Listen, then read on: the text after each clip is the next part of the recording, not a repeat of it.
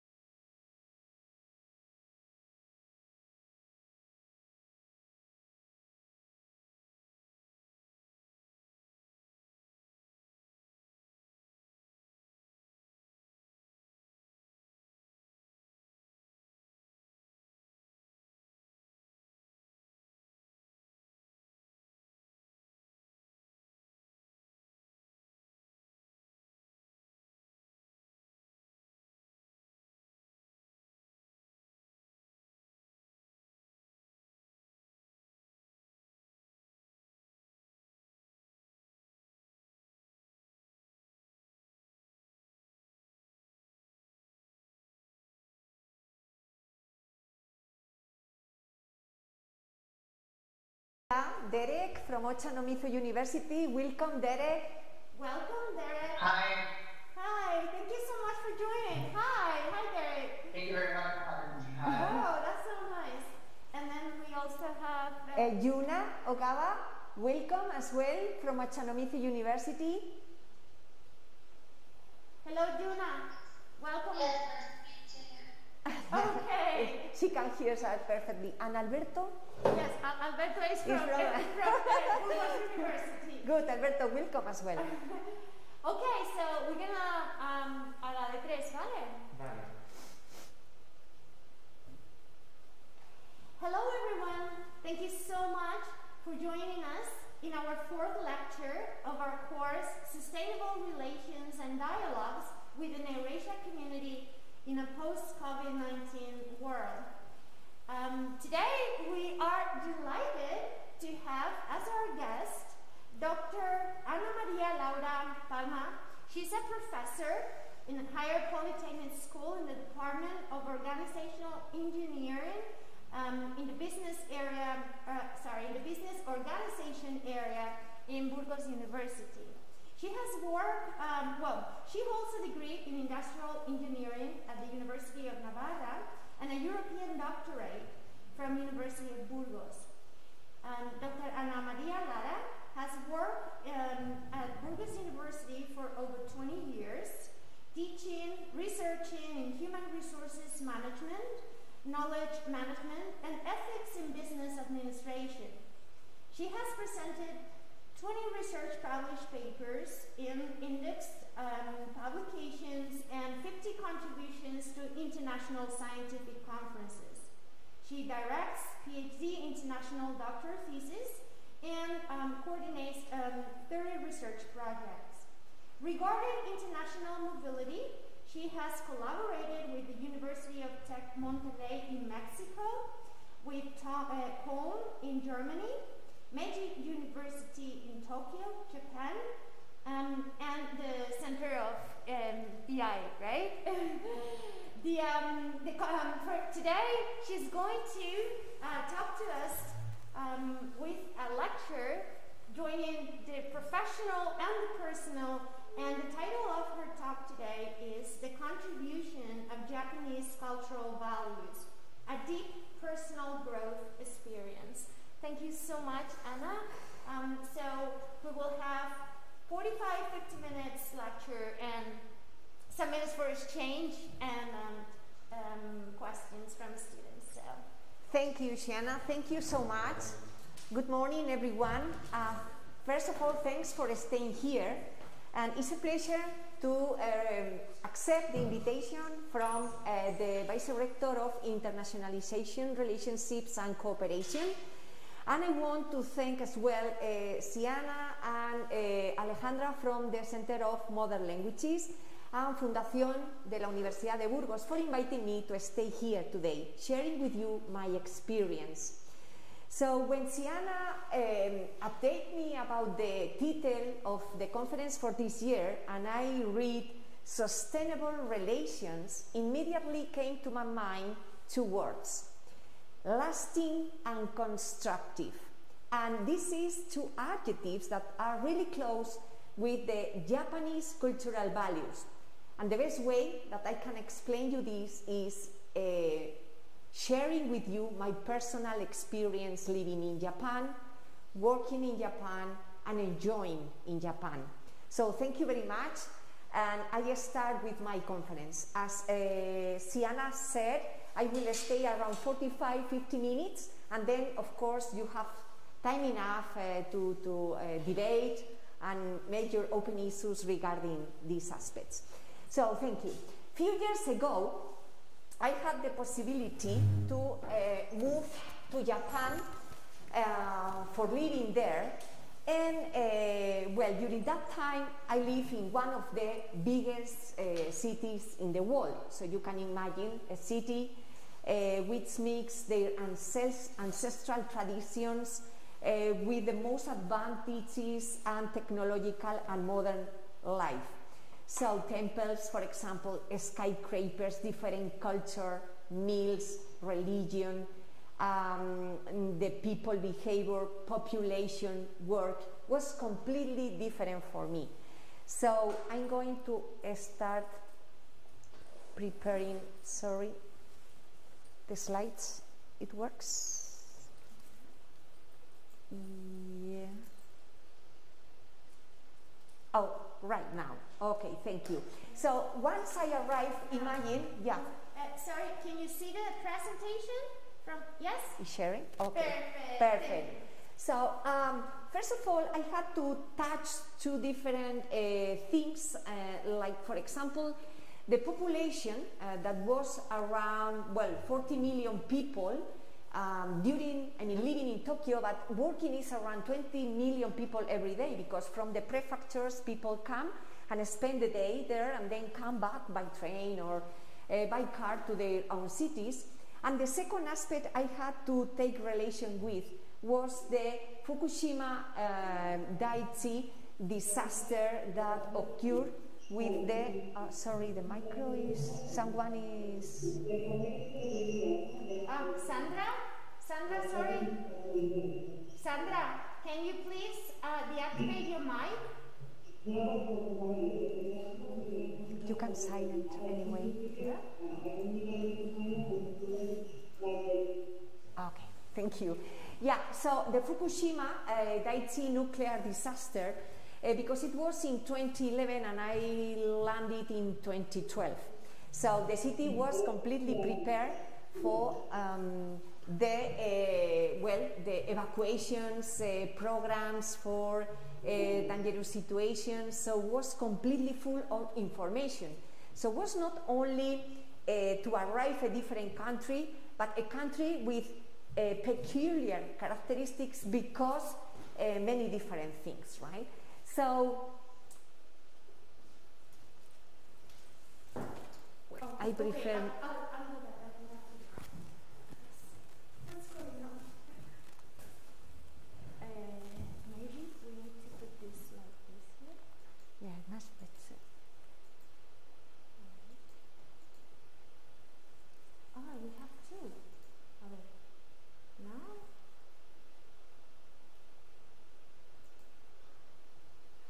¿Lo podemos compartir? Mira, sí.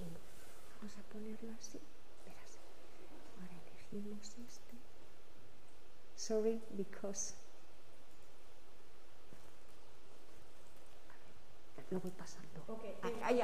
I'm moving on the PC, no problem. Yeah, perfect. Don't need. Go. Yeah, thank you. So, but not only, need to be familiar with these two aspects, population and the situation, because the tsunami, I had to know how to live in a city like this, right? So, not only the emergencies, but the things related to what happens if you had an accident or an illnesses, or the healthy and safe life, because maybe you can have a problem and you need to go to a hospital.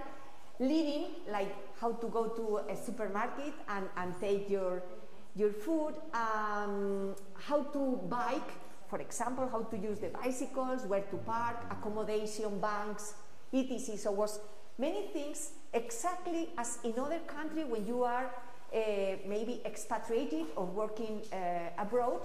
But, well, the language was, of course, another little barrier, was in the very beginning.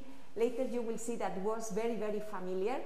And fortunately, I found the guide to living in the city that you can see here, I have on the table, when they explain very carefully, in very deeply details, how to manage with these circumstances. So I started feeling really, really familiar and very supportive because the city.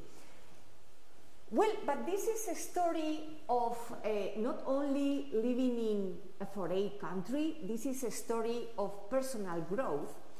And in the very beginning, I did not much make the connection dots in between what means to stay far away, 15,000 kilometers far away from Burgos, with a time slot of 7 hours in between Spain and Japan and etc. A lot of things. So I had a neighbor in my tower, and one day, having tea with her, she told me something really relevant and changed the point of view I had from this country. She told me that he had a grandfather, 72 years old. He was in healthy situation, but when the disaster arises, he decided by himself to move to Fukushima to help people, and 1 year later he passed away because of cancer. So the meaning of his social community service was full of meaning. The things they do have a meaning. They do the things not for only themselves, but for the community, for the social community. So they revert their own suffering into a social good. They understand citizenship as a fight against adversity, and they guide everything towards community service. So immediately I saw that the purpose is to find the meaning in all the things we do. Of course we know it, but just only when you face immediately with a real situation, you realize that, well, you connect dots, everything makes sense. So I started living my life in Japan since the very first second with the convincement that all I had to do need to have a meaning, because I mean, some days they were very obscure. You don't understand the language, you don't know what to cook at home, because you don't know that kind of meals. You don't know how to behave in the work, because it's the first time you stay in Asia. You don't know how to manage with religion, tradition, customs, with a lot of things. So for me it was a box full of treasures, and I only needed to discover one by one, and this is what I did. So this is why I discovered that exactly strength of character, discipline, and respect are the three adjectives that move all the things I did during these 4 years. And how can I did it? Just doing every moment what I had to do. Japanese people used to tell me, Anna, when we pray, we pray. When we work, we work. When we make a sport, we make a sport. We enjoy every second. We are not thinking in what to do next. Otherwise, you are not concentrated in what you are doing. If I wash my dish, I enjoy washing the dishes. If I am working, I enjoy the lecture, the writing, or the conversation in the cafeteria with my colleagues, not thinking in what to do 20 minutes later. And I said, oh God, maybe this is the secret of enjoying every second, taking advantage of all the things you do. Right, so then I decided to do like this. So I'm going to tell you a regular day in my schedule working, because at the end you will see how I find the connection in the discipline, the respect, and the strength of character in all the things I did.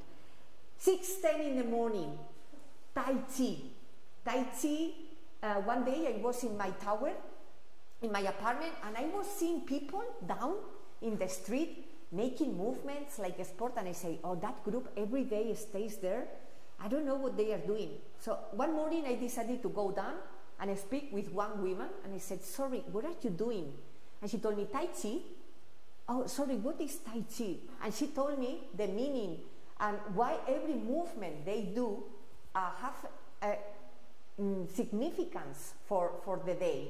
And it's good and it's relevant. So she told me, I invite you, join us. This is a big group, and the professor, the teacher, the sensei, as they call the persons that teach, it comes from an Asian traditional family, and they know perfectly well the movements and the things to do. And I said, yeah, why not?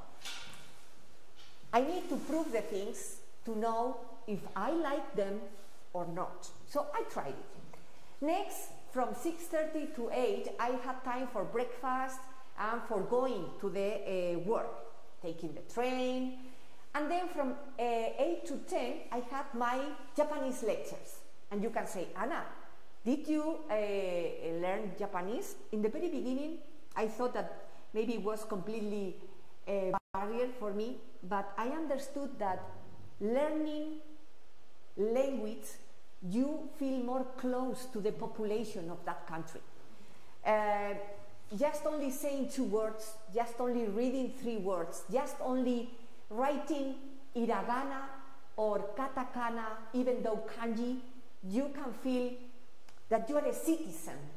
You are part of that culture as well. And I made the effort. You cannot imagine that in the very beginning was just only I'm going to prove, and at the end was passion for Japanese. Passion means that was 2 o'clock in the night and I was doing my exercises because I love the language.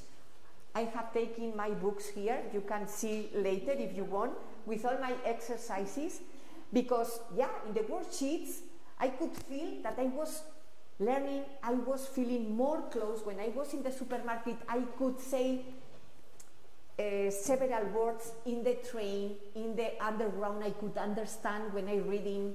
So I felt, I don't know, it was very fulfilling to do this. Then I arrived, to the university, and I started preparing my lectures for the evening with my team, with the people, and of course research possible topics, because finally we developed some investigations and some research that continuously, currently, I continue doing with them. Then time for lunch. Sorry, I have cut the picture for respect the personal data of the people that was with me, but was time to enjoy the meal, to understand the things they eat, and to learn how to cook, because sorry, I have to tell this, I lost 10 kilos because in the very beginning I could not know how to manage with the meal and how to cook the things in the supermarket. So I start learning and preparing, of course, for dinner when I arrive home. And in the evening, my lectures with my Japanese students. Really amazing experience to share with them my concepts of engineering, my concepts of business administration, and their point of view, in order to know how they manage their curricula asking for a job. Incredible. Very good. I don't know if I was the teacher or if they were the teacher for me, because I consider I learned, I don't know, so much that I think they were my teachers. I was not the teacher. And finally, time for private life. I had to go to the supermarket, make the shopping, go with my mates, with my workmates for a walk, visiting monuments or visiting the city. So this was more or less a regular day. Of course, if I go more deeply, I had the chance and the opportunity to visit some companies. I am an engineer, and as engineer, Toyota is the reference of our studies in the production information, in the production concepts. So visiting Toyota, the technical center in Toyota City, was for me something like a dream. But finally I could do it. It was interesting, not only for me as personally circumstance, but for my students, because I teach in production as well. So I think that could serve for my, and you can see, this is me, I have used my pictures because I think, was more respectful, thinking in others. And this was one of the most innovative cars, personally individual cars they were developing. And I had the possibility, the chance to sit in one of them and see how they move and the technological aspects. So it was really interesting to see that the circular economy was as well inside their projects. You can see, for example, that motorbike is electrical charging with the, I'm going to use, you see here, there is a blue light, so it was charging electrically. And of course, we saw all the advantages and the innovations for disabled people, and we saw, for example, more comfortable designs to support and help people to sit in the car. So different things that in the stands they develop. So of course, for me, it was a conceptual engineering learning as well. The sensei. I want to make explicit call to the meaning of the sensei. You know, when I visit countries, one of the things I like most is, of course, make sightseeing in the city. But I try to visit as well the cemeteries, because give a lot of information about the relevant persons that live in the ancient and traditional years in the cities. So, for example, this is one of the cemeteries, and they were full of big statues, and I asked who was that people. I thought emperors or something like that, and most of them are the teachers of the emperors, the teachers of the universities, teachers of schools, what they call sensei. You know, they have the concept of learning, and that means that you need to be open, like a disciple, to stay open to learn continuously. And the person that teach you is very well considered, is loved. is because it's the person that transmits to you all the meaning of the things. So the sensei, here you have seen this picture, this is my sensei, the professor I work with, that I am very thankful to him, is Professor Murata Sensei. I had the chance to learn many, many things from him. Innovation in teaching, things they develop with the students in the lectures, how to motivate the students, what was for me was amazing, how to do a well work, the rules in the university, or for example, consider other points of view, other values of the people, how to incorporate that values in a research project, a set of values that for me are, I mean, unpayable. I cannot pay that with money because it's something that I need to get as a treasure, okay? I am very thankful for the time I spent with them, that currently I stay doing, because I think they are exactly a pillar for being much better professor in my life, a pillar for being much better person in my life. But not only I get that values in the work, you can find different values, a strength of character, discipline, and respect in the daily life activities. I can tell you some of them. For example, they develop archery. Do you know what is archery? Tiro con arco? For them, it's a meaning of spirituality. When you are seeing a group of people doing archery, and you visualize how they prepare their movements, and with so many patience, they wait till they consider they are in the appropriate position, you realize that they are doing that with a meaning. It's like the opposite way of thinking of we are going to do the things immediately. Yes, urgent, rapid, fast. It's completely the opposite. So, and that has a meaning. So, for example, the tea ceremony is a mix of harmony, of personal growth. When they explain to you the movements, the meaning, you realize that, of course, to enjoy a cup of tea has something underground, has something that supports that circumstance, that situation. Ikebana. What is the ikebana? Ikebana is the floral preparation of the flowers. So they consider like a communication with nature, respect to nature. So they develop very, very beautiful plants, and they prepare very carefully a set of plants, not only for presents, for the house, for the lecture class, for everywhere. Origami, you have heard about origami. What is origami? Is something to pass time? No. Origami means be patient, be concentrated, try to finish the figure following the steps. So you cannot go to the last one if before you don't go step by step. And again, it's something that we have in our mind, right? But not very often we realize about these circumstances. You know, after that, after speaking my friend, when I stay at home and I am, for example, washing the dishes, I enjoy. And I don't want to go run. I don't want to run. I don't want to go fast. I want to enjoy. Yeah, I am cleaning my dish. I'm going to enjoy cleaning my dish. And give me a lot of peace. Allow me not to stay thinking all the time in the next thing. And that is a very good lesson of life.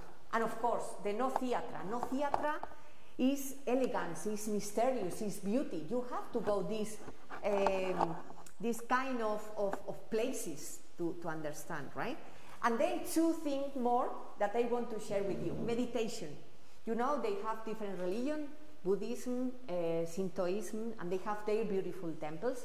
So it's like the silence, the peace. You can find again new way of learning in these places. And I try, this is me, sorry, and I try to, take advantage of everything, respecting and behaving as they do. It's the only way you can try to get the most positive things of everything. But not only in Japan. I left 8 hours in Germany and was the same. I mean, every place you go, please try to absorb every second of everything you do. Doesn't matter where you are, doesn't matter what you are doing. This is the success of learning. And finally, calligraphy. This is my my name, and Horu, what means a spring in English. And of course, this is a way of do the things. Sorry, because it's very bad written, and sorry for my Japanese colleagues that are connected. But when you are learning, when people is showing you, you try to do the best. Then I put in my fridge, and I was so rewarded about my work that you can only buy.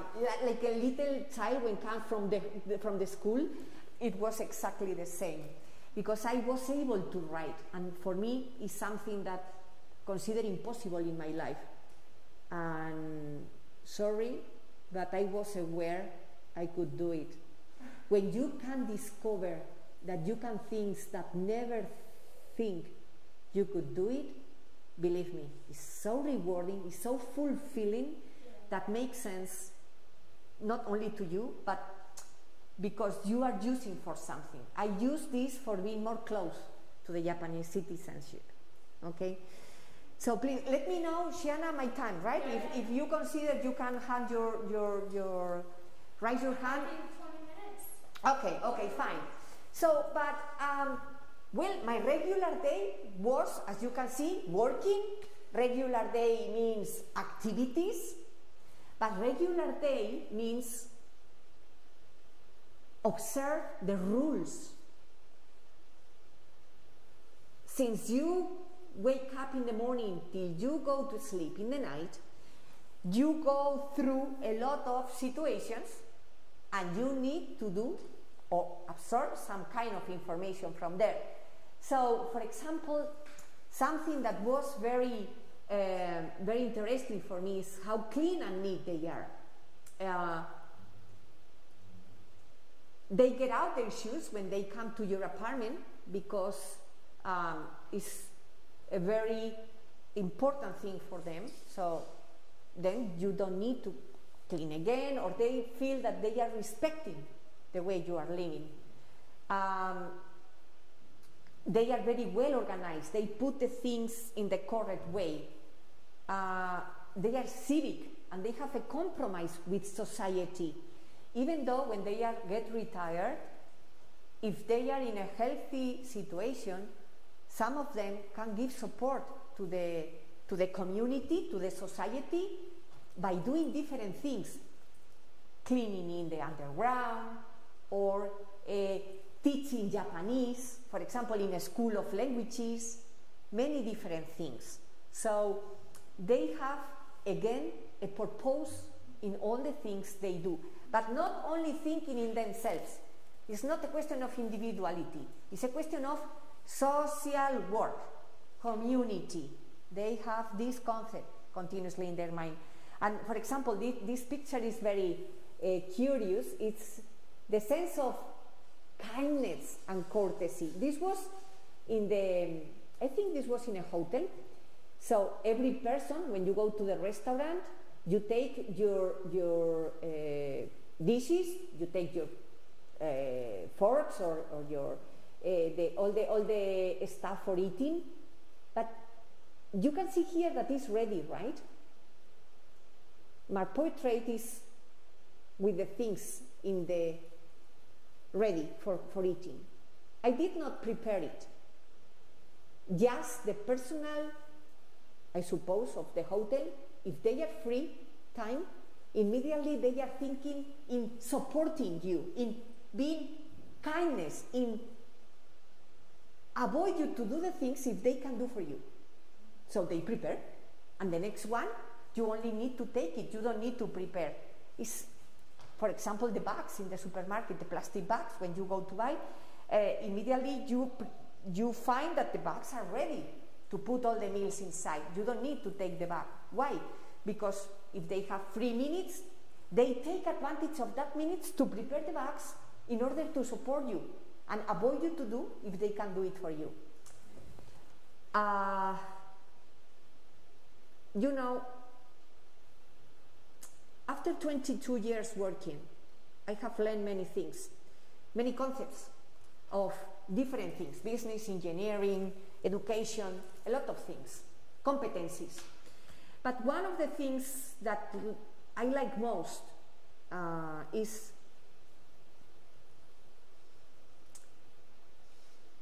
the behavior is more than a lesson. Behavior, the population behavior is more than a book, contains more information than millions of libraries together.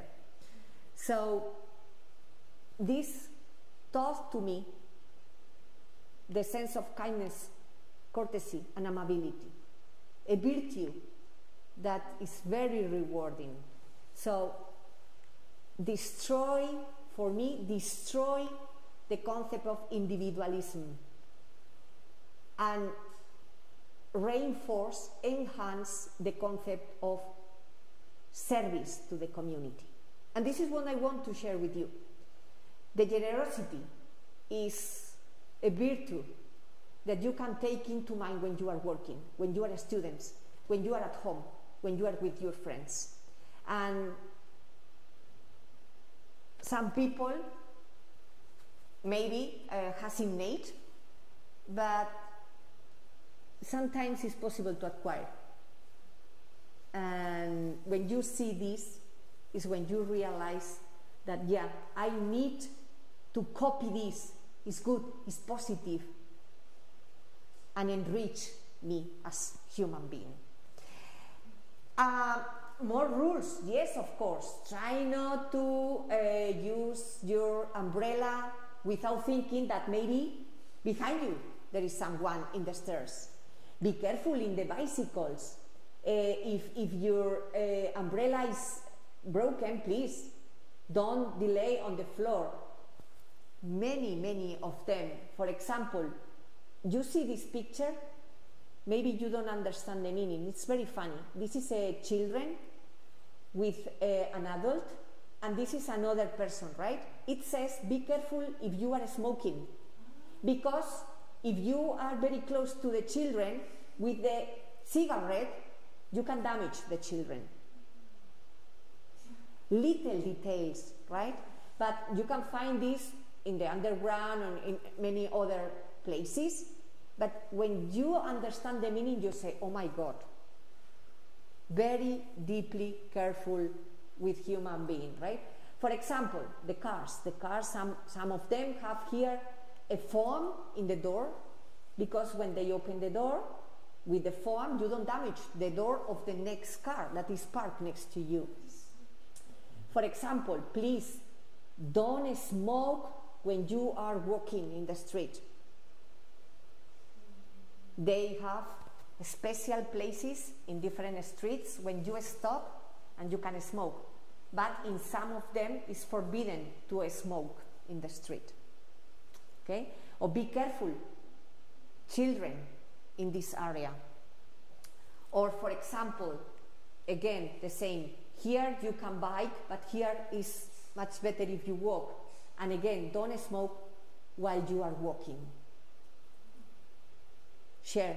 Let your seat to oldest, elderly, disabled people. Okay? Different kind of rules. Or for example, this one, please. Sorry. Please switch off the sound of your handies in the train. You don't hear any telephone sound in the train. So people speak very low, or they don't speak. They wait till they are out. Or for example, this is very funny, the umbrellas.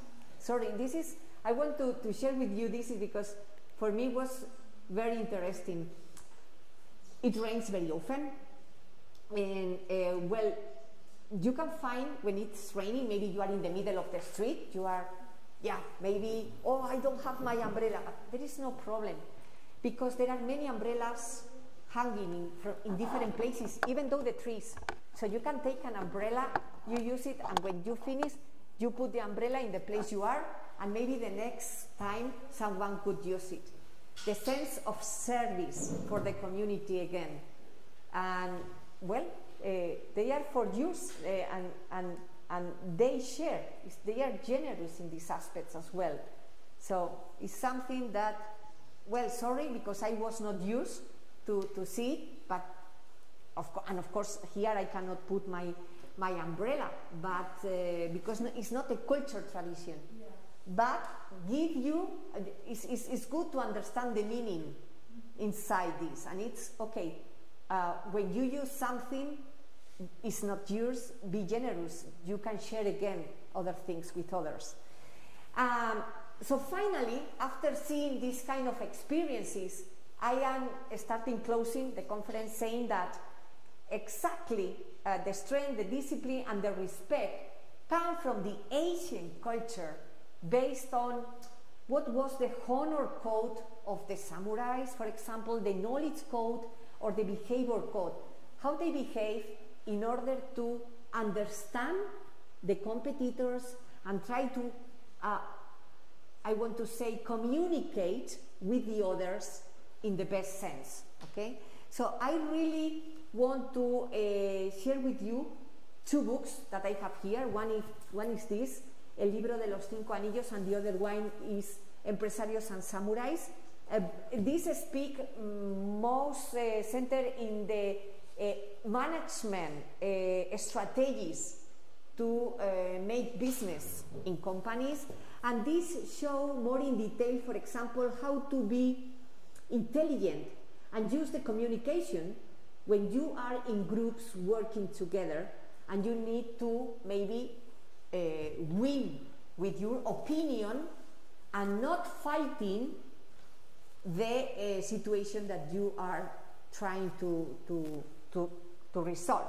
Okay, so give you more or less some ideas about this kind of behaviors, and they give you many concepts about this. For example, the Shoshin. The Shoshin is a concept that means apprentice mind. It's what I told you before. If you have an apprentice mind, you are always learning. If you don't have this and you are closed and you say, I know everything, it's impossible to include more information inside your mind, right? So Chano Yu, for example, means admiration, purity, balance, harmony. So they cook all these kind of words together and finally get the result, right? Satori means to discover, to be open with your eyes, open with your ears, use the mouth in a proud manner. For example, Ukemi Basa means, for example, the perseverance. Stay there till you get your motto. Don't fall down. Continue even though the barriers, even though situations, because at the end, connecting dots, you will find the reason of the things that happen to you. And finally, the tolerant, the mature, to be kind, to be the amability, the kindness that I said later. So all the words need to be cooked together in a pot in order to get the results. And finally, this is the Ikigai. The Ikigai is a concept that I use very often now after being there, because define perfectly all the stages in my life. For example, if I am paid for something that I do, and at the same time I do that things well, that means work. I mean, I get the money for doing my work well, or that's his only work. But if I do the thing, if I do the things well, and at the same time I love the things I do, that means passion. So I have to analyze if I have passion in the things I do. But I need something else. If I love something, but yeah, I don't know if I am missing something, I don't have exactly well defined my mission. So I have to set up. And finally, if I am paid and, well, something as well is missing, I have to see if this is only vocation. So just only passion and mission and work and vocation are necessary to do the things completely well. I need to unify these four things. So I teach my students, right? So I have to understand if I receive a money, but how well I do my work, if I like what I do, and if I am missing something. And only analyzing this in front of the mirror, I can face up the next situation in order to improve and enhance. Motivation, motivation and motivation. And finally, 2 secrets. Stay doing what you are doing and take advantage of the things you are doing, even though you don't like, because just only after past time buys, you will understand why that happened. Only that. Okay? So thank you very much.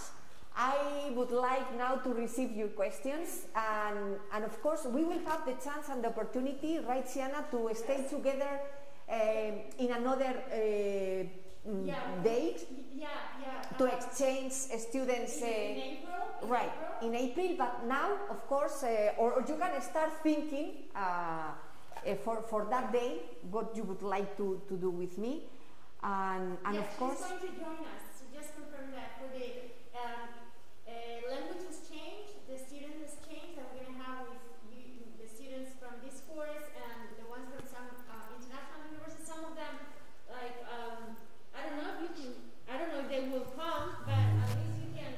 yeah. Let's see if they can see each other, so you can say hi. There are 2 students from Japan that are connected right now, so maybe you can say hi. You can see each other.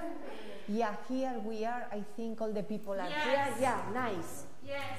Let's see. Maybe you can we see them there? Let's see. Yes. Maybe you can wave. Yes. Hello. Hey. Hey, Derek. Hi. All right. Very good. So maybe we can stay here for questions and comments. Well, it was such a great lecture. First, let's Thank you. a big applause to Dr. Thank you to you.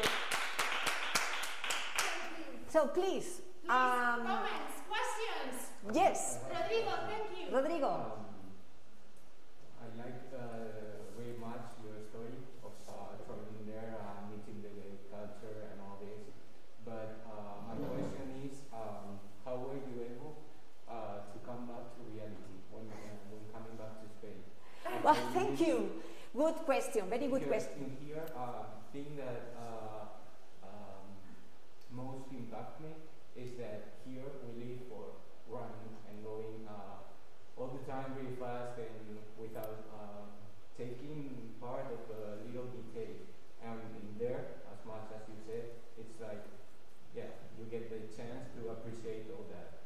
Yeah. So how were you able to cope? Yeah. Yeah. So we can infer that you lived in Japan, is that right? Or you visited, or? No. You Yeah, never yeah. been there. But okay. right now I'm jealous of her. Yeah. Okay.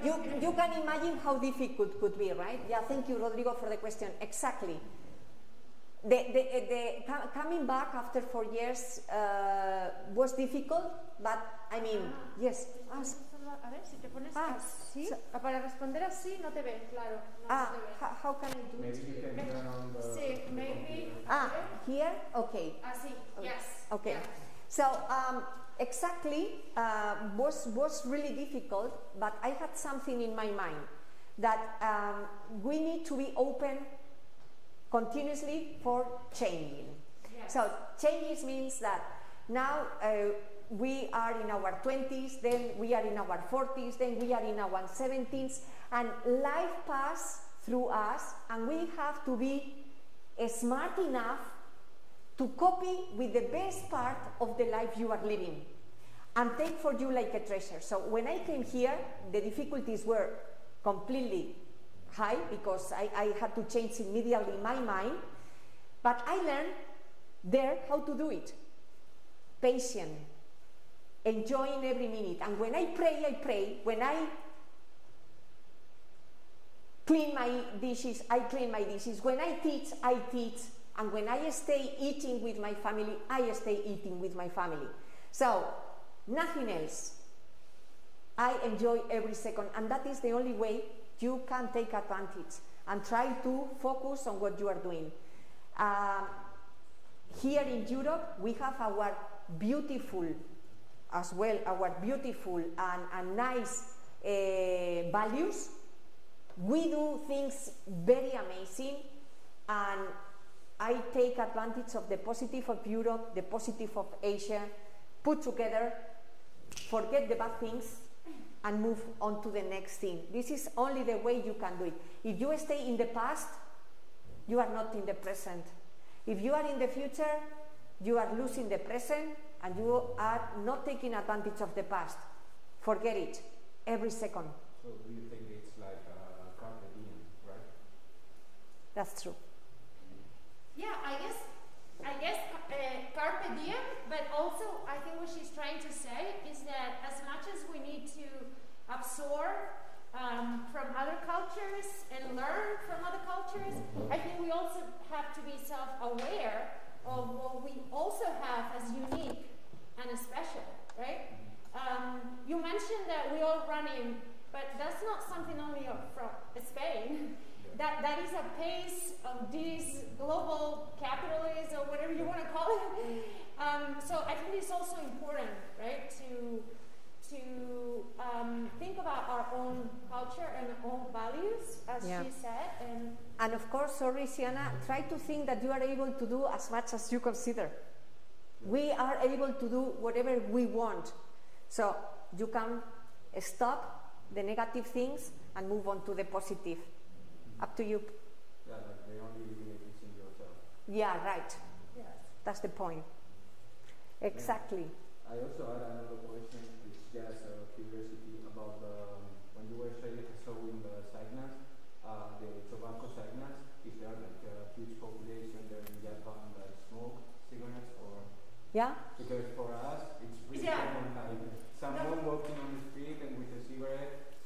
Yeah, no, I think I have to say that I was also very shocked in terms of seeing how much of a difference, how delicate, how respectful they are.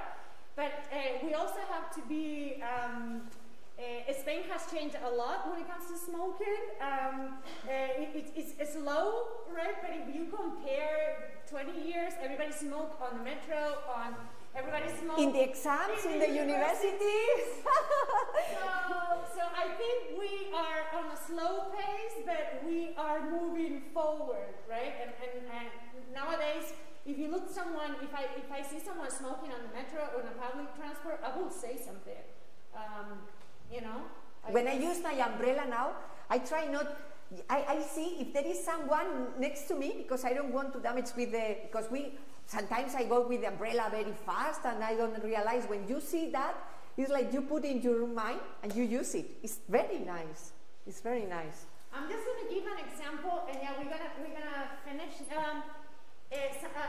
Something that happened to me on the bus recently. It was in a public bus, and it is true that those who were with the radio very high, very loud, they were not Spanish, but that also happens with Spanish people, okay? So they were, and I say, sorry, can you lower the volume? They said, this is a public space, and I do whatever I want. And I'm like, what? Yeah. No, sorry, just because it's a public space, you respect others. But this is very cultural, you know? So I guess it's on our generation to re-educate ourselves, which I think this is what happens, that nothing's set on stone. That's the good news. We can re-educate ourselves, and you know, we need to distinguish what is imposed and what is tradition and what is something that we need to change. We need to evolve, and we are That's doing, but fortunately we are doing. So the thing is that when you have discovered it previously, you want to incorporate it immediately in your life. But we need to be patient and try to see that, I mean, as we have the overview in the community, we will do it. I am completely sure. Yes. Yeah. That's why we need this course, and we need students with this intercultural awareness as you, so we can make these bridges and re-educate ourselves. Yeah. All right, so I don't know, I see David is there. Hi David, that it was not before. I don't know if anyone there wants to say anything before we go. Derek, sorry, would you like to add something that now you are living in Tokyo? Hello, Derek. Yeah, hi, can you hear me? Yes. Yes, we can hear you. Okay. I'm living here in Japan for more than 20 years now. I'm Peruvian, so maybe I can appreciate a little bit of what Professor has mentioned now. But I'm living here too long. Sometimes I'm feeling like kind of the negative part of the Japanese culture. Oh, that's interesting. And Professor, you gave a really good point of view on how much I forgot the good points of the Japanese culture. Like, it's like living in, as Professor mentioned, Japan is kind of following the collectivism of, it's not a personal thing, but it's, to work in group, and sometimes that can bring us, so much stress, and that, especially now the young generation, they are feeling too much pressure from the maybe society or from the school, and sometimes people, they are kind of suicide themselves because of the too much stress. So I just wanted to ask you, how did you see this problem in Japan when you were here staying? How the young people, they try to deal with their everyday, in this small society, trying to do not bother others, just trying to be, polite and everything. Yeah, thank you, Derek. It's true. We lose our overview when we stay living our daily in our countries. It's good to move in order to discover the goodness of the others, right?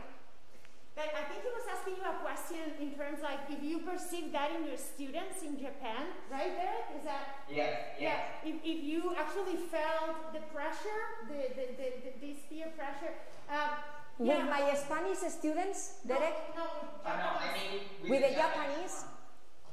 Yeah. Wait, for me was not a stress, for me was commitment. But if you saw that in the students there. Yeah, but for me it was not a question of stress. For me, I thought that it was inside the culture behavior that was very committed, very organized, very well done, very disciplined, very punctual. I thought that was something regarding the culture, not stress behavior. But I just want to say, and I don't want to leave on a negative note, of course not, right? And especially since we have now another enlightening talk also in this experience in Japan. But it's true that the secretary of the EURASIA Foundation has given for the last 2 years a lecture, and this is a Japanese NGO, right? That is based in Tokyo. And one of the reflections, and actually there you can see maybe that lecture is posted on the course. He gave us also the example of the biggest cause of death in Japan is suicide. And we were also very shocked about that, right? So, and I guess that gives us a perspective that there is no perfect culture. I guess that's what we're trying here to say, right?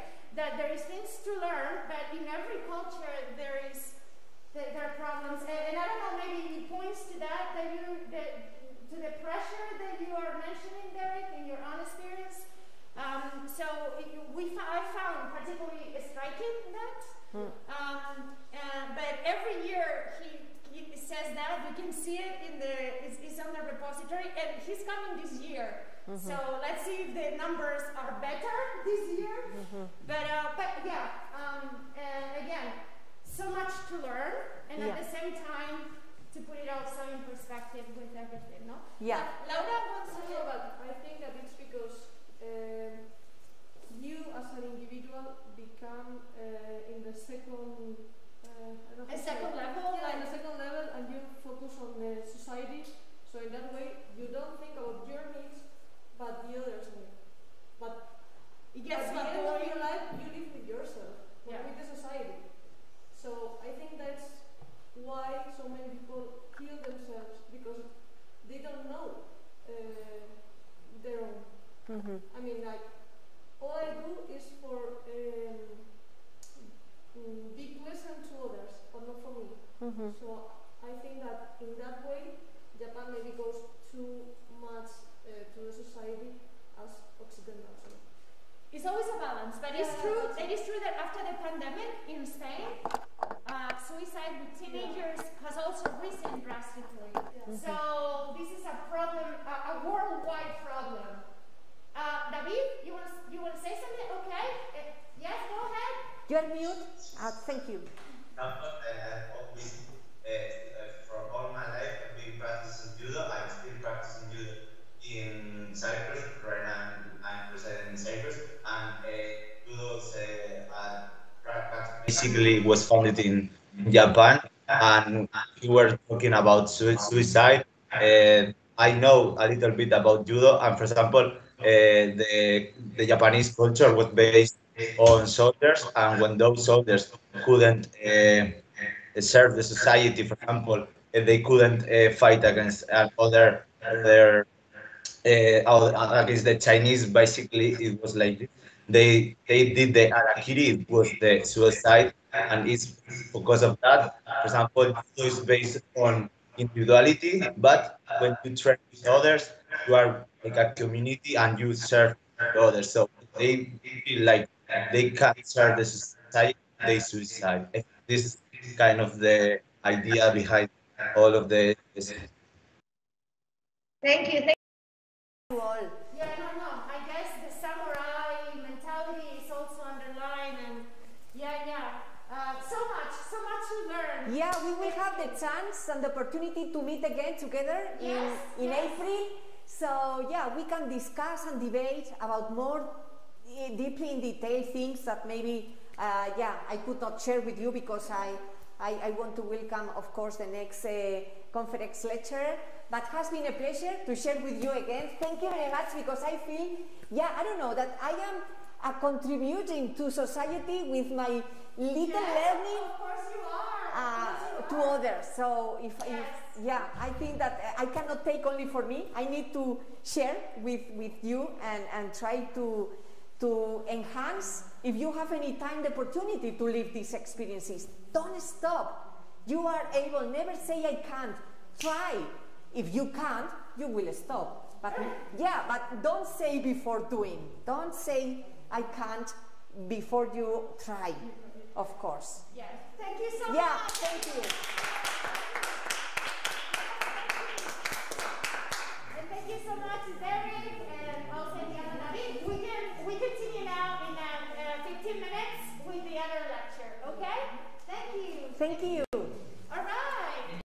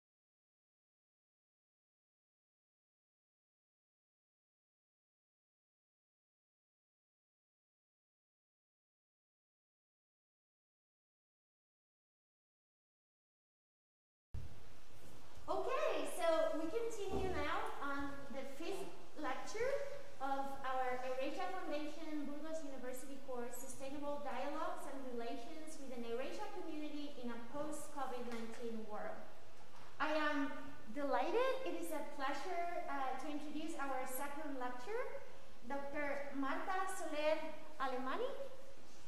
She's a doctor in international studies by the Waseda University in Tokyo. I don't know if I pronounced it well. She has studied and worked in US, in Spain, in China, and Japan. Recently, she has been a researcher and a founding member of the Global Research Network on Comparative Territorial Autonomies project. The project is based in the Academy of Hong Kong Studies at the Education University of Hong Kong. She has written several publications and chapters for books, such as the one that includes in the first handbook about territorial autonomies for Rogers editorial. I'm looking forward to reading that. And today she is going to talk to us about traditions and spaces for protest, student activism in Hong Kong and Japan. Thank you very much, Dr. Marta. And as before, 45-50 minutes, and we will have 10-15 minutes for discussion. Okay. Thank you very much. Thank you. Well, so good afternoon. Thank you very much to the University of Burgos and EURASIA Foundation from Asia for the invitation.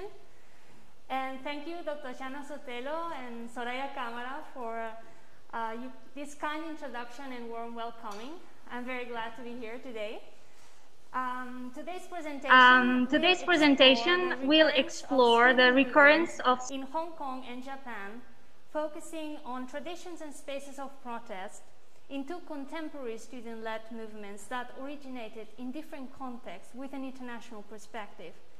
We will talk about the similarities and differences of both cases to learn about very different realities. I hope that this presentation raises questions and thoughts that we can discuss at the end of this presentation, and I can't wait to hear your comments. Well, so let's start. Since the 70s, there have been a wide variety of student opposition movements and civil disobedience acts in East Asia, such as the Candlelight protests in Korea, the Sunflower movement in Taiwan, the Duterte protests in the Philippines, and the ones we will be talking about today in Hong Kong and Japan, among others. Besides, the level of global activism has been very high in the last decade, and a wide variety of protests have been occurring around the world.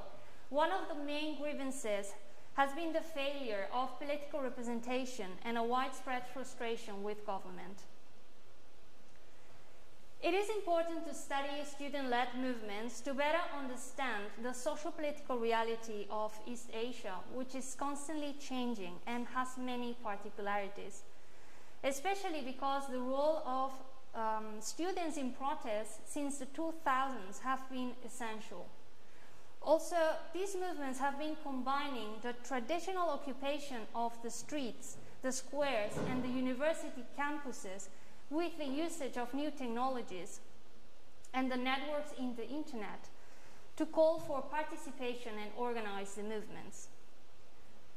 By exploring the differences and commonalities of today's social student movements, we will dive into the understanding of student activism and spaces of protest in megacities such as Hong Kong and Tokyo, considering that we are talking about very different past, present, and future scenarios, but that are worthy to compare in this contemporary age of communicative globalization, where students represent the future of society.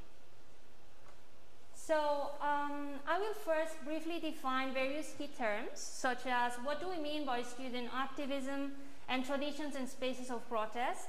I will proceed to explain why to focus on Hong Kong and Japan, followed by the explanation of key student movements in each region, the umbrella movement in Hong Kong, which occurred in 2014, and the Silts Movement in Japan, which occurred in 2015. I will end with a summary of the similarities and differences, and followed by the conclusion. Okay, so first I'm just going to briefly mention the concepts. Student activism is a form of political activism in which students have a leadership role in the development of the social movement in question, and they comprise a large part of the participating activists. In East Asia, students are also one of the most highly mobilized groups in society. University campuses provide an opportunity for the creation of relationships among them through informal personal networks that develop in university clubs and other shared spaces such as cafeterias. All this can spark mobilization for protest. So what it comes to your mind when we talk about traditions of protest? Well, you can think about that, but traditions of protest in this presentation mean a way of citizens' political participation, which has been occurring in different moments among history as a way to claim political and social change. For example, there have been various protests in Hong Kong since the 90s, where citizens have been demanding for more democratic rights. In the case of Japan, it's a bit different, but some big protests also occurred in the late 60s and again in the 2000s. We will see later on. The spaces of protest refer to the occupation of the streets, the squares, and the university campuses, combined with the usage of the connections and networks in the internet. And also, all these movements have learned from each other. For example, the umbrella movement was very influenced by the sunflower movement in Taiwan in 2014. And the umbrella movement actually also inspired the Japanese student protests in 2015. So why Hong Kong and Japan? One of the main reasons is because I have been researching about Hong Kong for several years during my Ph.D. in one of Japan's top and liberal universities, Waseda University, which is located in the center of Tokyo, while living actually between Tokyo and Osaka. I have interviewed student activists and media editors from Hong Kong before 2020. And I have also been participating as an observer in social protests there. And since the beginning, I wanted to know more about how students in these areas express their opposition to the political system and make use of new technologies. So all this exposure to students and activists' perspective motivated me to keep researching about Hong Kong and Japan. Secondly, Hong Kong and Japan can show us actually how different are the dynamics and cultural backgrounds of all regions that comprise East Asia. So talking about these cases can help us understand that we cannot make generalizations. And thirdly, the umbrella movement and the Silts Movement occurred during a wave of protests in cities like Taipei and Seoul between 2014 and 2015 due to high levels of frustration and dissatisfaction with the government and the elites from the side of especially young people. Finally, the students' movements were successful in calling for participation through social networks and occupying key locations in big cities. They were also successful in capturing the media attention. Okay, so do you consider people from Hong Kong to be Chinese? I know, it is a very complicated and controversial matter that it has been going on for many years, and it is also a very important element to understand what has been going on in Hong Kong in terms of social mobilization. Also, considering that we are talking about a region, a city, with a population of 7 million people. Before talking about the umbrella movement, we need to briefly mention and understand the socio-political context. A former British colony, Hong Kong has been designated as a special administrative region of the People's Republic of China since 1997, after the transfer of sovereignty from the UK. So an agreement between China and the UK was signed, stating that the economic system and way of life in Hong Kong could remain unchanged until 2047, under the context of China's one country, two system principle. As such, Hong Kong has enjoyed a higher degree of autonomy and executive, legislative, and independent judicial power in comparison to mainland China. Since the 90s, when the electoral system was introduced, the question of further democratization in Hong Kong has been central, and people have been expressing their dissatisfaction against the government, claiming for their democratic rights and demands.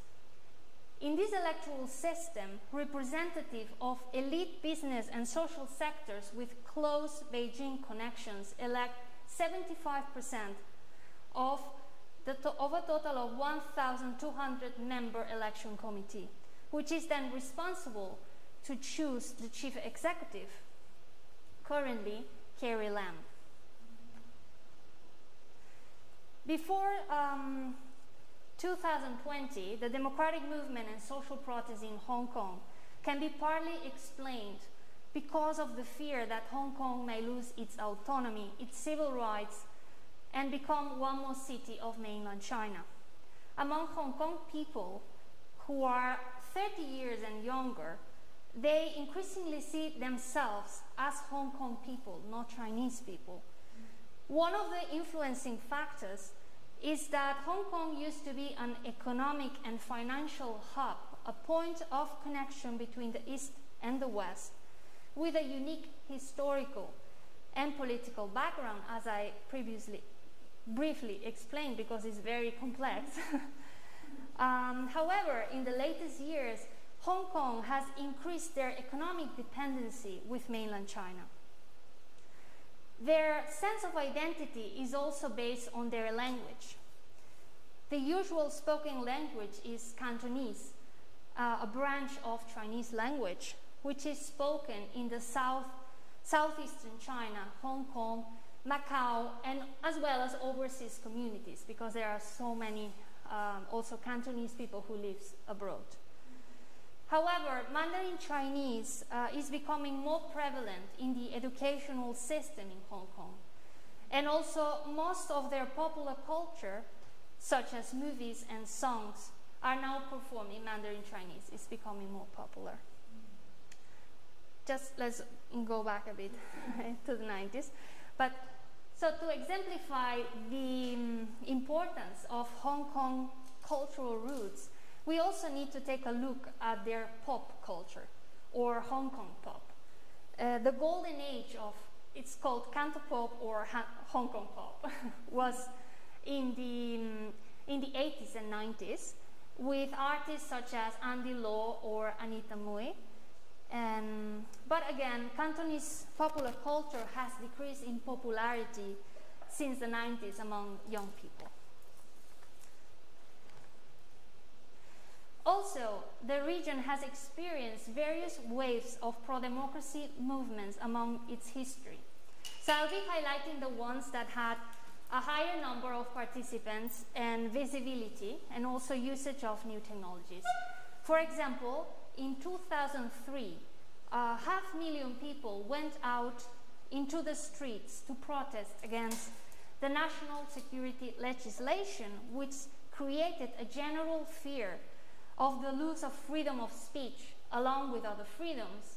And this marked a shift in the history of protest in Hong Kong, due to the large number of Hong Kong participants, especially young people, and again, the use of new technologies to organize the movement and call for participation. In 2010, the Hong Kong chief executive, at that time, announced that moral and national education should be taught as an independent subject in every primary and secondary school. The subject was controversial for its stance on the Communist Party of China and criticism of the United States kind of political system, two-party system. An alliance was formed between students, parents, and teachers' associations, in opposition of this measure. And in 2012, the students' groups was especially active with organizing marches, hunger strikes, and class boycotts. The anti-MNN, that's how it's called, provided the resources and tactical preparation for the 2014 umbrella movement. So, the umbrella movement occurred in 2014, mainly defending universal suffrage of the Hong Kong people, the right of almost all adults to vote in political elections and directly elect all the members of the government. The main cause was that at the end of August in 2014, the Chinese Congress Committee, which is the highest organ of the government in China, announced that universal suffrage would be implemented in Hong Kong in 2017, but this didn't happen. So more than half of the territory, as I said before, territory's legislature has not been directly elected. This electoral basis has led to increasing dissatisfaction among Hong Kongers.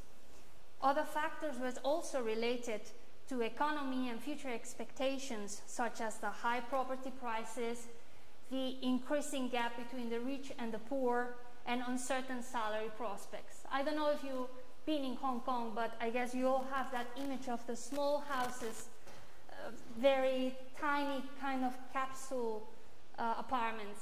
So this is, I mean, this is becoming worse. So it exemplifies also one of very big problem,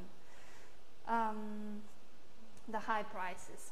Okay, so the Occupy Central, the umbrella movement, yeah. Yeah, okay, Benny Tai. Sorry, there are so many things to explain, it's very complex, so I'm trying to go step by step, so I hope everything is organized. Anyway, so in 2013, a law professor named Benny Tai at Hong Kong University published a piece in a famous local newspaper. He criticized the government and urged for democratic reform and the need to occupy Central, the financial and business district of Hong Kong. On September in 2014, Professor Tai, joined by other professors, announced a peaceful civil disobedience campaign, so-called Occupy Central with Love and Peace, that evolved into the so-called umbrella movement. Okay, student activists and participants occupied the squares and streets and as the main form of collective action, including various actions performed by individuals and groups. The yellow umbrella, as you might know, became a symbol. When police started to use tear gas against the young protesters, this brought more people to support the students when they saw the images on TV. And they used the umbrellas to protect themselves from pepper spray. So that became the symbol.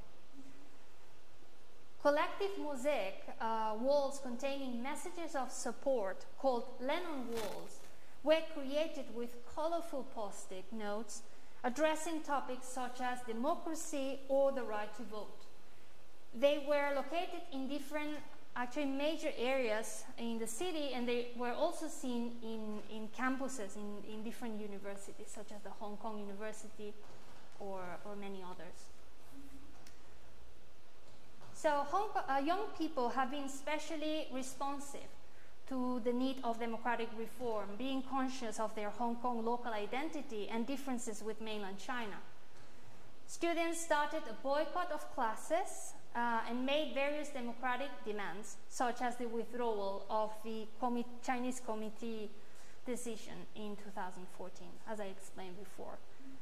So there were two major student groups that played an important role during the movement: the Hong Kong Federation of Students and Scholarism. Joshua Wong, you might have heard of him. He was one of the key leaders also in the umbrella movement, and he was also a key member of scholarism. Here he looks very young. He appeared on Time in the cover.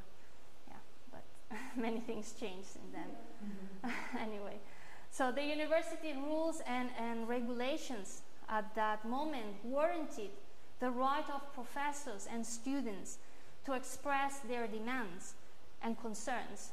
However, most universities refused to handle any statements or give public comments when professors, among other activists, were arrested.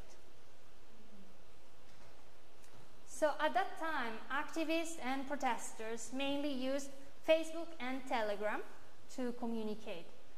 The internet offered the movement a method for public communication, and it was instrumental in assisting them with group formation, coordination, and mobilization. Also, multiple platforms such as Facebook pages, websites, or Twitter accounts were translated into English by volunteers in order to reach the international community. Mainstream media in Hong Kong and elsewhere also covered the case, raising much international attention. For example, newspapers especially from the UK, such as The Guardian, had special sections and briefings about the umbrella movement. So the attempt of the umbrella movement activists to influence the political agenda and change the electoral system by achieving universal suffrage failed. However, the movement represented a significant change in the city's socio-political development. The spread of the idea of civil disobedience, as well as the fact of remaining a mostly non-violent mobilization, initially at least, played a key educational role in the society. This influenced actions and campaigns of civil disobedience in the future. Additionally, activists have searched for new ways and sites to express their demands and frustrations. For instance, new pro-democracy political parties, such as the Musisto, were created by umbrella movement leaders, actually such as Joshua Wong, although it could eventually be banned and many of the people in charge could be arrested. More recently, in 2019, millions of people mobilized to voice their concerns about the Extradition Law Amendment, which was approved in 2020 by the Chinese central government. I'm sure you heard about it many times in the news, but yeah, since then everything changed in Hong Kong. So this law allows the transfer of fugitive criminals in Hong Kong to other jurisdictions with which Hong Kong has no extradition deal, including mainland China. Critics and protesters have been saying that it allows China to pursue political opponents, legitimize abduction, and make attending street gatherings even riskier. Among Hong Kongers, there has been the fear that it will be used as a tool of political persecution.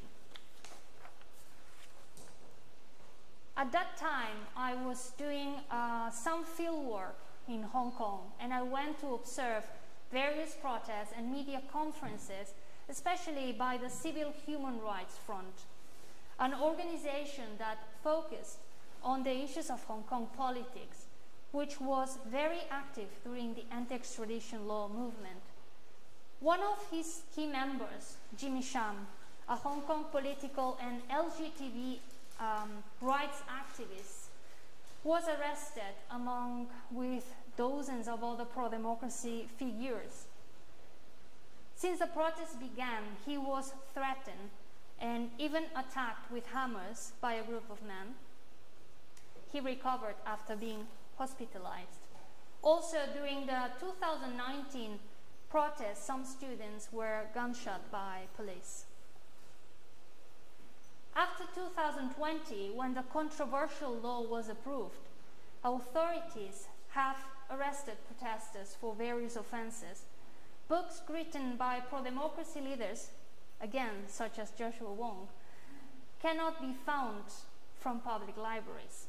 Activists deleted social media accounts, and the government banned various pro-democracy companies and media sites. Most of my Hong Kong friends and people I have interviewed for my research, they moved to Canada or the UK.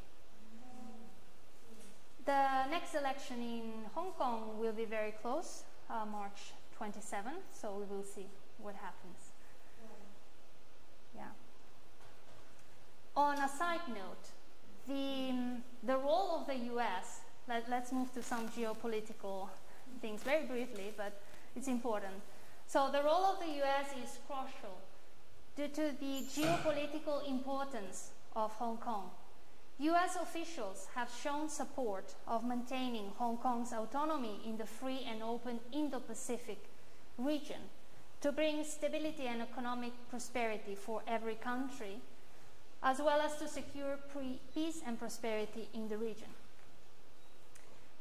Now, let's jump to a very different reality, Japan. So, do you know any important social movement in Japan? Because I think Hong Kong, we might all heard about umbrella movement, anti-extradition law, but I have the feeling that Japan is less international in the aspect. So I don't know if you've heard about it. Well, we can talk about it later, but just keep in mind this question. So I will give a brief explanation of the political and historical background, because if not, we cannot understand many of the things that are going on right now. Yeah. Japan has a parliamentary constitutional monarchy. This means that it is technically a democracy where the emperor is the head of state, although it has a ceremonial role, and the prime minister is the head of government. After the defeat of Japan in World War II, the United States led the Allies, Great Britain, the Soviet Union, and the Republic of China in the occupation and rehabilitation of the Japanese state, approving military, politically, economic, and social reforms. The goal was to disarm Japan, deal with its colonies, especially Korea and Taiwan, stabilize its economy, and prevent the I cannot say that. Anyway, that a war occurred again in the future. So the Constitution was drafted under the supervision of General Douglas MacArthur, the Supreme Commander for the Allied Powers. The final agreement allowed the United States to maintain its bases in Okinawa, a group of very beautiful islands in the south of Japan. I really recommend you to go there one day. It's so beautiful. Anyway, and also elsewhere in the country. The Constitution is best known for Article 9, by which Japan renounces its right to conduct a war and maintain military forces. But it kept the Japan Self-Defense Forces, a defensive army, which has prohibited the usage of offensive weapons such as ballistic missiles and nuclear weapons. Now let's move to the role of students since the beginning. Well, yes, more or less. In the early post-war period, students were able to form self-government organizations on their campuses. The Zengakuren was a league of university student associations which organized various protests and marches.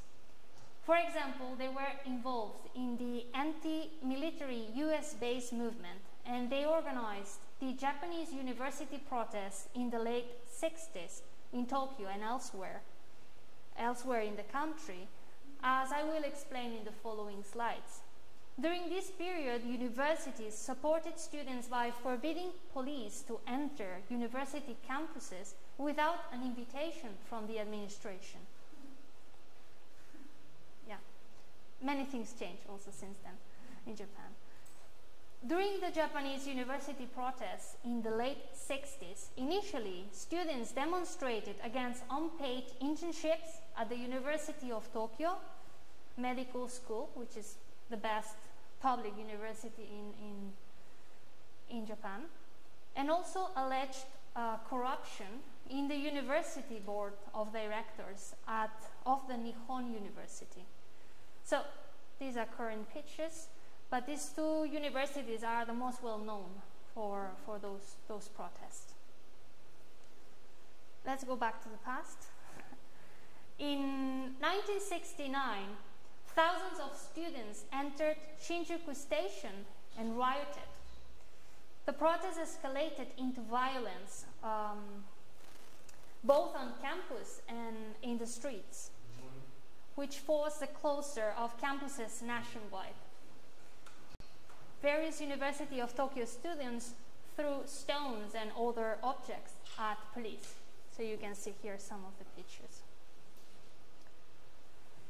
In January 1969, the police besieged the University of Tokyo and ended the protest there.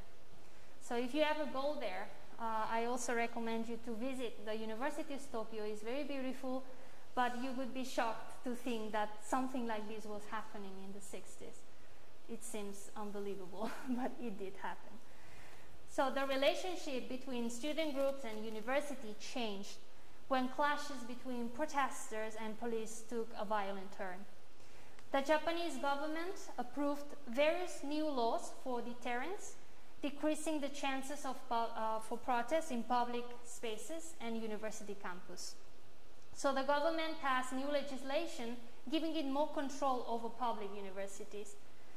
Universities were removing the basic infrastructure that have allowed students to fill with political slogans and messages on campus. And nowadays, holding a campus strike is rewarded with arrests and expulsions. And entering a campus to distribute flyers is an offense that merits police actions. A way around to the trespassing problem is to be a student that is enrolled at the university, but then you might be punished for promoting an unauthorized organization. So again, everything changed since then. Okay, these events make a mark in the collective memory of those living in Japan. Although the movement ended, they inspired people to write about students' life in Tokyo in those times. For example, Haruki Murakami, who was also actually a Waseda student, he studied there, wrote Norwegian Woods. And in this book, the main character looks back on his days as a college student living in Tokyo while protests were happening in the late 60s. So I don't know if you read this book, but I think it's quite interesting. So there was a general negative perception among most of Japanese people among the revolts because of the violent turn. Okay, here Dr. María Lara Palma has already explained a very fascinating presentation about the cultural values, but I will just mention the ones that has affected social movements and the perceptions. So Japan is a society traditionally marked by respect for authority based on three cultural values: harmony, the notion of the common good, and conformity. Harmony, translated into Japanese, is wa, and so in the ancient times, each individual knew their place within society and did exactly what was expected of them. This implies a peaceful unity and conformity in society in which members prefer the continuation of a harmonious community over their personal interest. And the common good refers to what is shared and beneficial for most members of a community. And this consideration of others and doing things for the goodness of society contrasts with the idea of individuality in the West. So also to better understand, and of course all this affected very much social protests and what is going on right now in those aspects in Japan. So also to better understand the cultural values, we need to take a quick look back in history at some key periods. The Edo era, the Meiji era, and the ones that follow until today's Reiwa period. Eras begin, I'm not sure if you already know, but begin each time in a new emperor takes the throne. So that's how are they divided. So in the Edo period, Japan was a feudal society under the rule of the military government of Japan and powerful magnates and feudal lords. This period was characterized by economic growth, strict social order, and isolationist foreign policies. The elites, called the shogun and also the samurais, were the ones who decided about the country's affairs. In the Meiji era, Japanese people moved to the new paradigm of a modern, industrialized nation and emerging great power, influenced by Western culture. So in that era, they started to open to the world.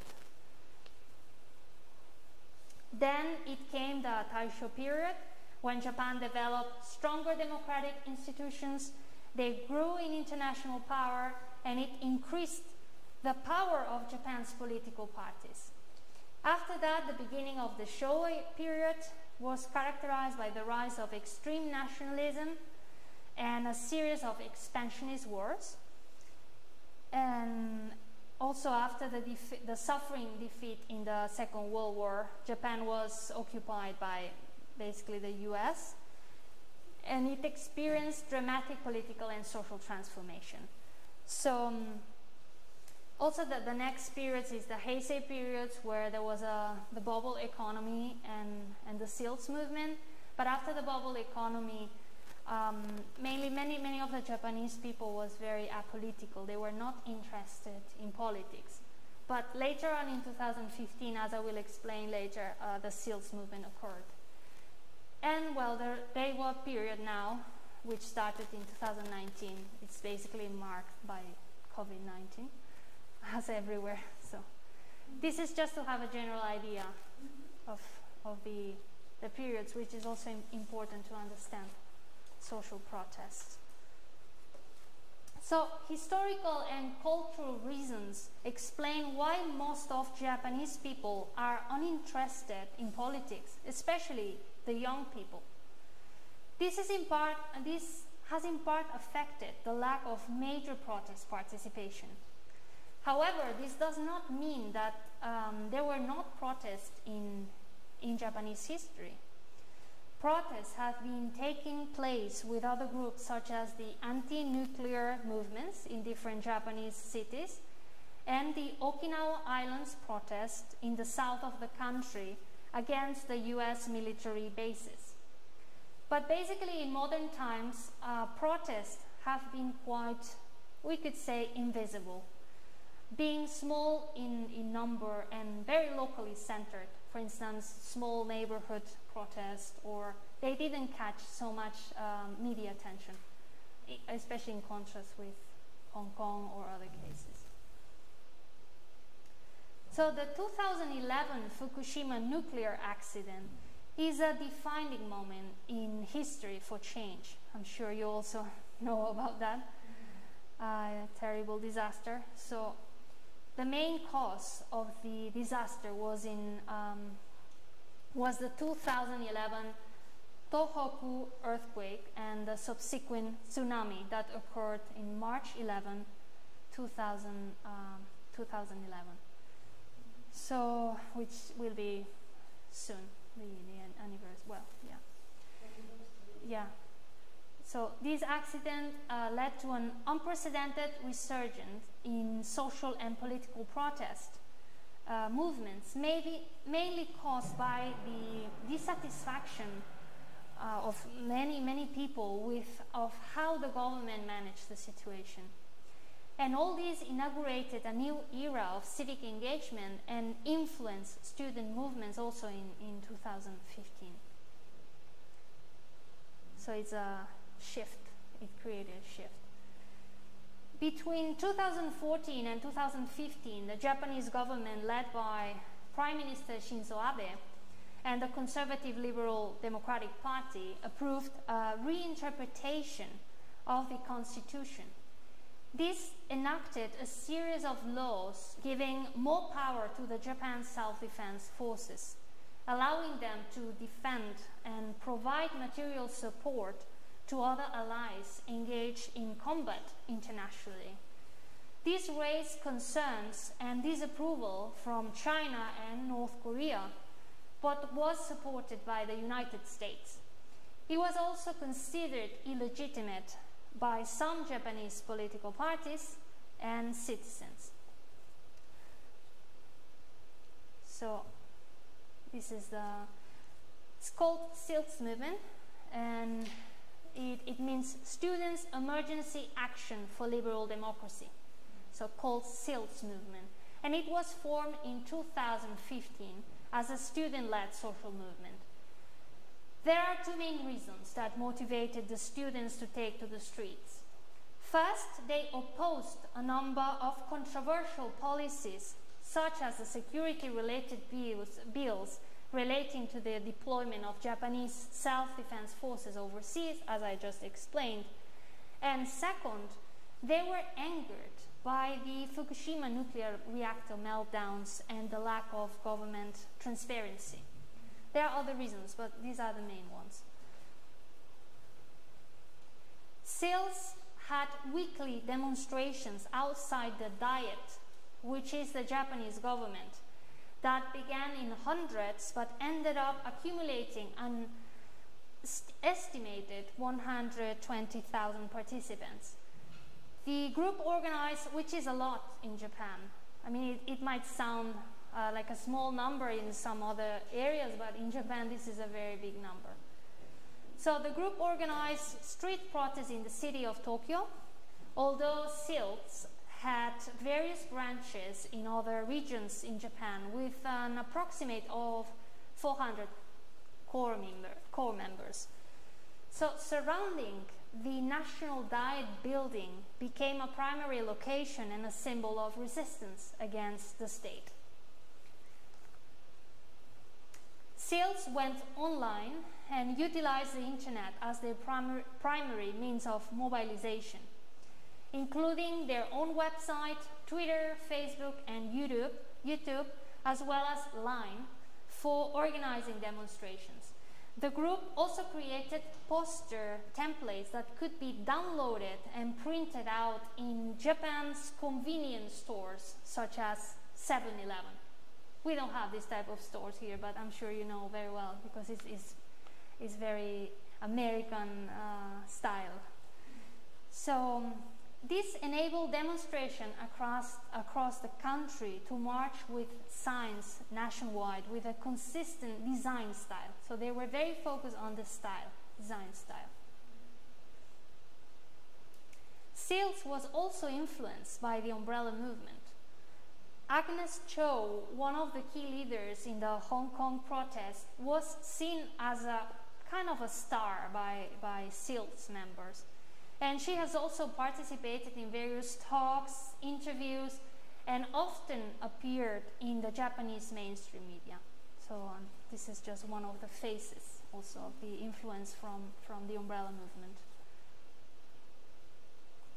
The movement was a success in terms of mainstream political activism and mobilizing large number of Japanese youth. This is in part attributed, again, large number in Japan. I mean, we cannot compare to other cases, but in Japan it was quite large.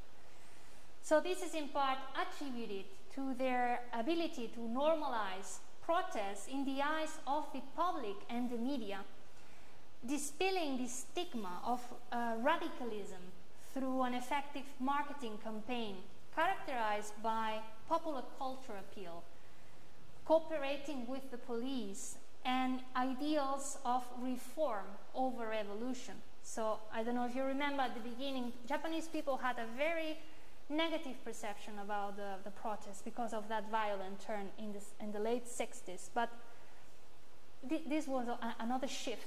It was very different. So it's very remarkable also. So this made them relatable and had an impact on people who became more interested. The initial dominant media frame described members as regular students, young people interested in politics who were similar to other young people. And this is also based on cultural values in Japan. Not being outstanding, not being different is something that is part of the society. It's not like here we like more maybe to be different, but it gives them security. So this initial image of just ordinary students protesting, that also called for participation. This framing led to the interest of members also by the press, which is very unusual for a social movement in Japan. In the process, Silts members increasingly became the focus of the story, and as the media transformed them into celebrities, which blunted the political message. For example, they were interviewed in magazines which their primary purpose is entertaining their audiences, focus on popular culture, such as the Rolling Stones Japan or Switch, an avant-garde magazine aimed at youth with a focus on art, music, and fashion. These images here, there are not Silts members in those covers. Sorry, I couldn't find the ones, but it's just to let you know. The Rolling Stone and Switch are very key examples. Here they are. So Aki Okuda, one of the main organizers, was featured with another court member, Mana Shibata, of Japan's Rolling Stone magazine. In the photograph that accompanied an article about the group, they were plain white t-shirts with small Silts logos on them, where you might expect a fashion brand's signature to appear. So this fashion element is very unique. And Switch provided a 4-page in-depth interview of Wakako Fukuda, one of the Silts' most photographed female member. You can see here the names. So the protests could not prevent the passage of the security bills into legislation. They lost legitimacy after their high exposure in mainstream media, which presented their main leaders as celebrities. The emphasis on style over substance undermined the group's primary focus on opposing a controversial set of security bills, leading to the tribalization of the group.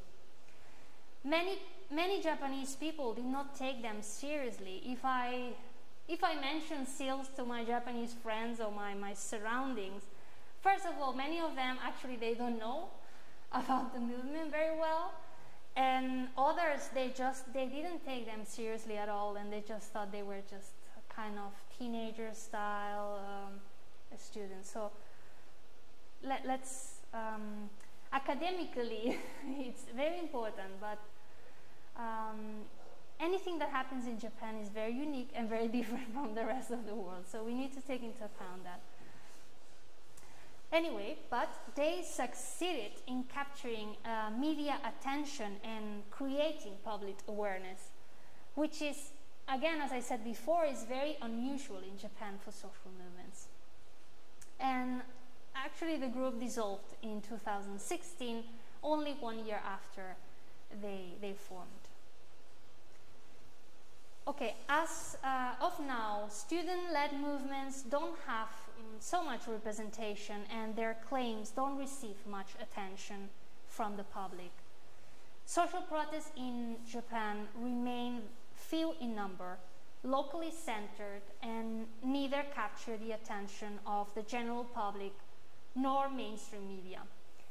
Maybe the ones that are happening in Okinawa are the ones that are capturing more attention, also international attention, but still, it's very difficult that they might change anything.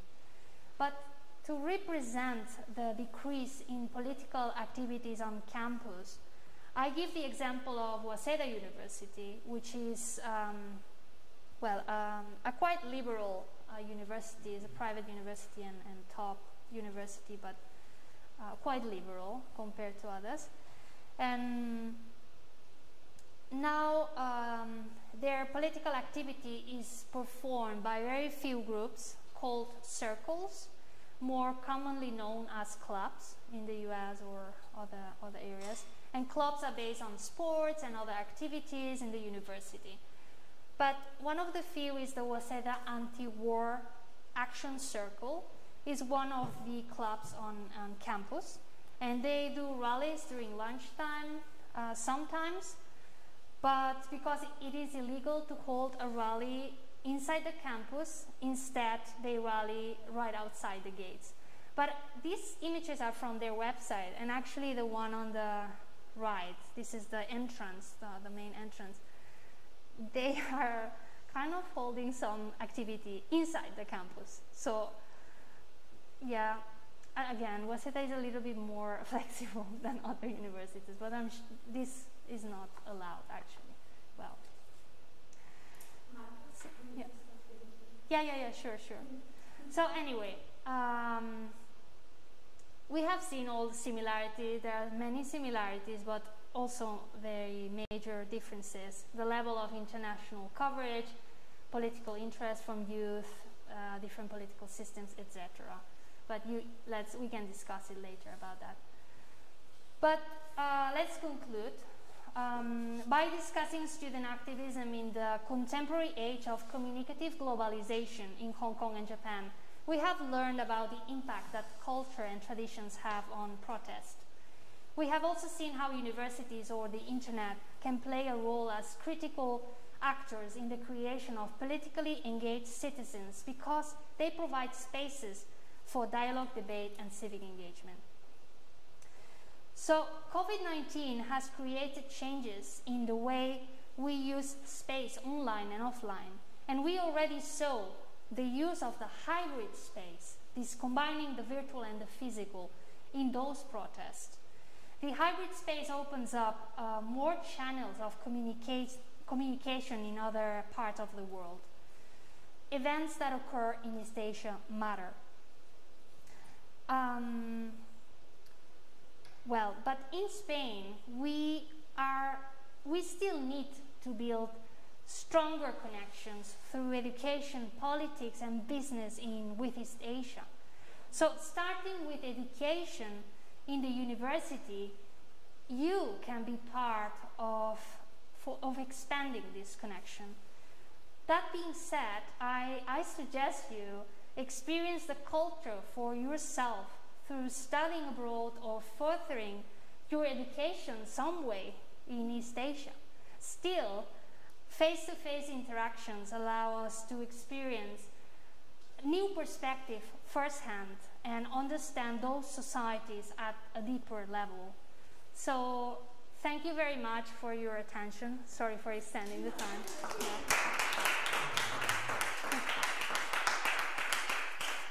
Thank you very much, Marta. It's been a very enlightening talk, providing this general overview of both contexts. For us, I've learned so much. Thank you. Thank you very much.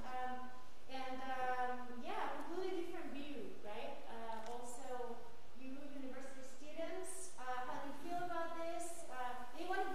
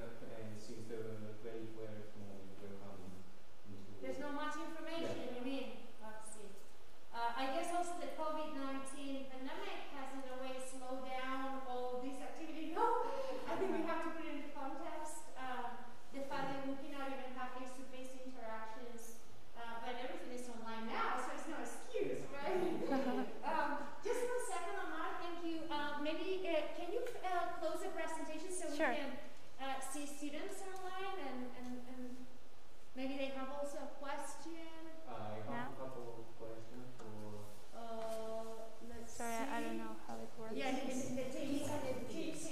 Yes. You have another one? You have another one? No, I have a couple of questions. The first one Thank was you. Yes. when you were talking about the University of Tokyo, I think it was in the 1969. And maybe I'm confused or I understood it wrong. But you said like the students giving flyers were punished for that. In that case, my question is, what about the freedom of expression? They completely lost it. Well, I think I wasn't that clear, but in the late 60s, it was allowed to protest. And actually, that's why it occurred, all that huge protest. But it was after that, when it turned violent, the protest, that the government enacted new laws and it decreased the spaces for protest. So it's nowadays that it's not allowed to distribute leaflets or anything. Yes. Yeah, and what about the freedom of expression? The freedom of expression. Well, again, Japan is very unique. Yeah. So concepts like freedom of expression or freedom of the press are very complicated.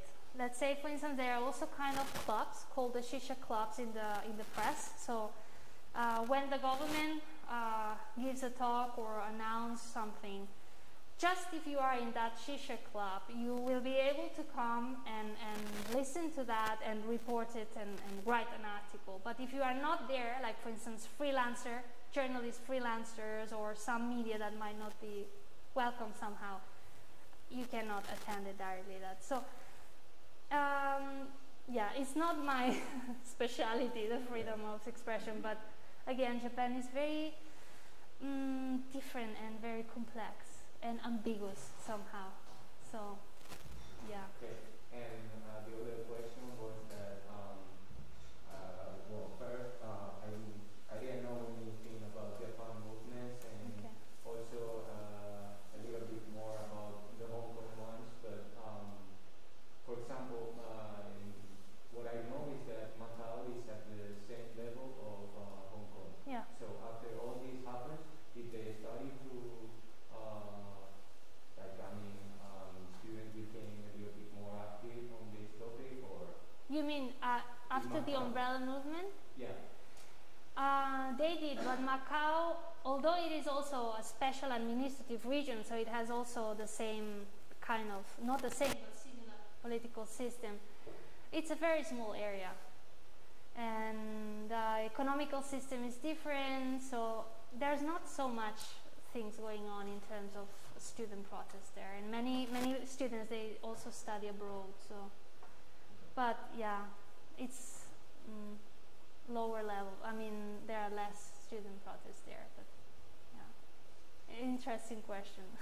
Thank you very much. Before we move to Omar, I just want to make you think about the fact that even though the freedom of expression is guaranteed in the European Union, can we go and protest right now in the street in Spain? I'm asking this question aloud. Have you heard about Dave, David, are you responding? Since you're in Crimea right now. Like many people, you need the authorization of the delegate of government. So after the authorization, you can do it. So it's not a freedom of. Okay. Also, I would like. Okay, thank you for your. It's a little bit tricky today, Dave. I don't know if you're in a different part of the house than the last week, but you get cut off a little bit, so we cannot hear you well.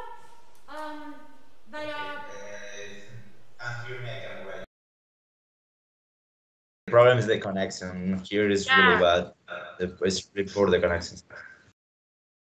You answer, and yeah, I mean, Ley Mordaza, I don't know if it sounds a bell, but I think we should be aware of our own circumstances also when we, want to understand freedom of expression in other countries. We have to start being critical of ourselves, right? I mean, as a constructive analysis. So just to finish, because we're running late, Omar, do you want to say anything? I just want to present myself.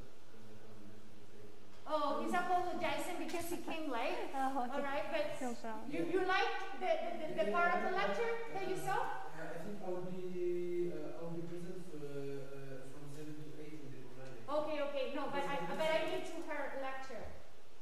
What you heard of her lecture? You liked it? I like it, but sadly I can't play it. I wish like the time on the. Don't worry, we apologize. We apologize. Okay, so any other comments? Eliana. Yes, Eliana, thank you. Do you think that there is a chance to Hong Kong to maintain their autonomy in 2047?